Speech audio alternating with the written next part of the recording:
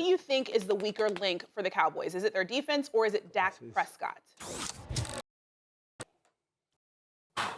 Well, right now, I would tell you it's their defense. But to ask from a very macro perspective, it comes down to Dak Prescott for me. I understand that their run defense is porous. I understand they've got to do considerably better. I get all of that. It has a lot to do with their undersized defensive line. Their success is predicated on their speed, their athletic ability, and their ability to get to the quarterback. We understand that. They're not big dudes with a lot of girth clogging lanes that are preventing you from running the football. That's their weakness, and I understand that. What I'm saying is, if your quarterback plays the way he's capable of playing, plays the way he's supposed to be playing, then we can eradicate all of those things because the Dallas Cowboys will find a way to get it done. They're 6-3 for a reason, okay? Because you got enough firepower to make up the difference, to offset their maladies in terms of their run defense. That's where I'm coming from with it. I'm not trying to act like their run defense is not a problem. I'm not trying to act like it can't be a potential Achilles heel that could ultimately derail your championship aspirations. What I'm simply saying is, when you look at the Dallas Cowboys, if Dak Prescott is playing the way Jerry Jones expected him to play, if Dak Prescott is playing the way Jerry Jones paid him to play, if Dak Prescott is playing the way we all anticipated he would play when we were all pushing for him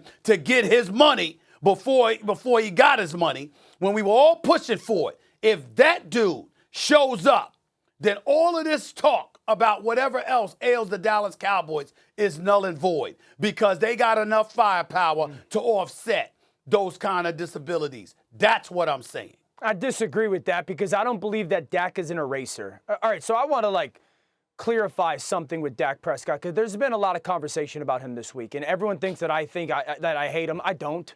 I've heard nothing but great things about him as a human being. I will root no harder for him or harder for him as a person than anybody. I've always thought that Dak is a good quarterback that trends on being really good, more than trends on being subpar, okay? But the Cowboys don't need a really good quarterback. They need a little bit of an eraser on offense, and he's not that. Here's the reality. The weakest link of the Cowboys is their run defense. It's a bottom 3 run defense when it comes to the NFL. Dak's not a bottom 3 quarterback. That's a reality. But that being said, this defense is going to have to, if they get in, they're going to have to see San Francisco. They're going to run the football. They're going to have to see Minnesota. They're going to run the ball. They're going to have to see the Giants. They're going to have to see Philadelphia. They're going to have to see Seattle. So unless this defense figures out a way, because of some of the injuries, that's part of this, in their secondary, to stop the run the better. Because here's the thing, Stephen A., and I was thinking about this before.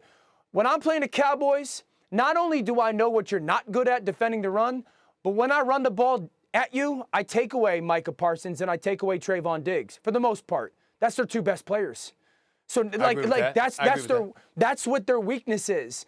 This is an offensive line in Dallas that's a bottom 5 protecting unit. You can make the case it's the worst pass protection offensive line in the NFL. Now, on contrary, they're a really good run blocking unit. So it's hard to sit here and say, well, Dak's the weakest link when the offensive line does not do a great job in protection, but they are good in the run game. I agree, Dak's going to have to be a little bit more of an eraser because that offensive line's not great. Gallup's not playing dominant football.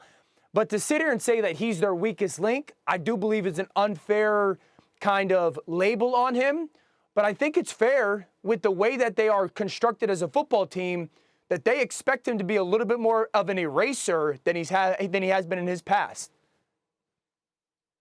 This is the kind of stuff that drives me crazy about people like you and other guys that have played in the NFL, all of whom I respect. I'm being dead serious when I say this. You see, I'm not one of these dudes that comes on the air and act like I played a game y'all have played. I'm a reporter. That's my foundation, okay? Yeah, the personality, the pundency and commentary and all of that stuff. I was blessed and fortunate enough to make a career for myself doing this, which I love to do. But my core is being brilliant by knowing I'm not and listening to those who are. And I watched a Dan Orlovsky, and I watched Ryan Clark, and I watched all of y'all talk about a quarterback being able to negate and nullify deficiencies from teammates and how that leads to success. You just talked about an offensive line. I'm looking at an offensive line that's given up 14 sacks this year. 14 in 9 games. Okay? Not 20. They ain't getting slaughtered. Yeah, they Can haven't it thrown be the ball better? a ton, Sure. They haven't thrown the ball a ton, though. Listen. They've thrown the ball enough. Well, I'm looking at Dak Prescott. He's thrown the ball 127 times in 4 games. Cooper Rush has thrown it 156 times. Okay? Last time I checked, according to my math, that's about 284 times this year in 9 games. I mean, do the math. They're throwing the ball enough. I'm saying to you, look at it this way, okay? And they've been able to run the football effectively because if it's not Ezekiel Elliott, it's Tony Pollard as a backup running the ball very, very efficiently. Here's my point. When I watch Tom Brady, when I watch Aaron Rodgers, I'm not talking about this season, I'm talking about throughout the years, and I watch y'all give commentary about the greatness, the Drew Breeses of the world, the Patrick Mahomes of the world, and others, we would see deficiencies. Let's say, for example, there have been some years where the Patriots' defense wasn't stout, when Aaron Rodgers and Green Bay's defense wasn't stout.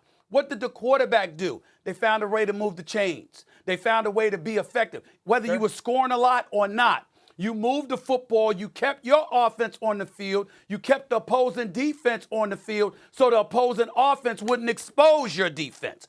All of these things come with football. So when I talk about Dak Prescott, you're talking about what they lack with run defense. I'm saying to you, Dan Orlovsky, is it inconceivable that Dak Prescott can facilitate the Dallas Cowboys moving the chain, keeping their offense on the field so the defense doesn't get overexposed to a potent running attack by the opposition? Is that far beyond the realm of comprehension? No. Exactly. You're right. And that's what I'm saying. Thanks for watching ESPN on YouTube. For live streaming sports and premium content, subscribe to ESPN Plus.